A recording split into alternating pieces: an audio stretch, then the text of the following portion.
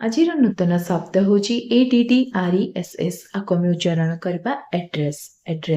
ଆଡ୍ରେସ୍ର ଅର୍ଥ ହେଉଛି ଓଡ଼ିଆରେ ଠିକଣା, ମାନେ କାହାର ଘର ବା ସ୍ଥାନ ଖୋଜିବା ପାଇଁ ଯେଉଁ ସୂଚନାଟି ଦିଆଯାଏ ତାକୁ ଆମେ କହିବା ଠିକଣା କିମ୍ବା ଆଡ୍ରେସ୍।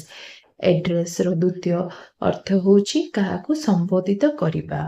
ଓଡ଼ିଆରେ ଅର୍ଥ ହେଉଛି ସମ୍ବୋଧନ କରିବା, ଅଭିଭାଷଣ ଦେବା କିମ୍ବା ଠିକଣା।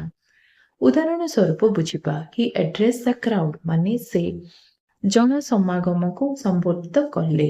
ହିର ଅର୍ଥ ହେଉଛି ସେ, ଆଡ୍ରେସ୍ର ଅର୍ଥ ହେଉଛି ସମ୍ବୋଧିତ କଲେ, କ୍ରାଉଡ୍ର ଅର୍ଥ ହେଉଛି ଜନସମାଗମକୁ। ଦ୍ୱିତୀୟ ଉଦାହରଣ, ରାଇଟ୍ ୟୋର୍ ଆଡ୍ରେସ୍ କ୍ଲିୟରଲି, ମାନେ ତୁମ ଠିକଣା ସ୍ପଷ୍ଟ ଭାବେ ଲେଖ।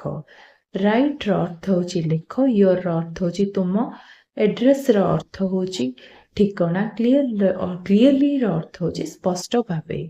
ଏମିତି ଭିଡ଼ିଓ ଦେଖିବା ପାଇଁ ଚ୍ୟାନେଲ୍ ସହିତ ଯୋଡ଼ି ରୁହନ୍ତୁ। ଚ୍ୟାନେଲକୁ ଲାଇକ୍, ସେୟାର, ସବସ୍କ୍ରାଇବ୍ କରିବେ। ରହିଲି ନମସ୍କାର, ଜୟ ଜଗନ୍ନାଥ।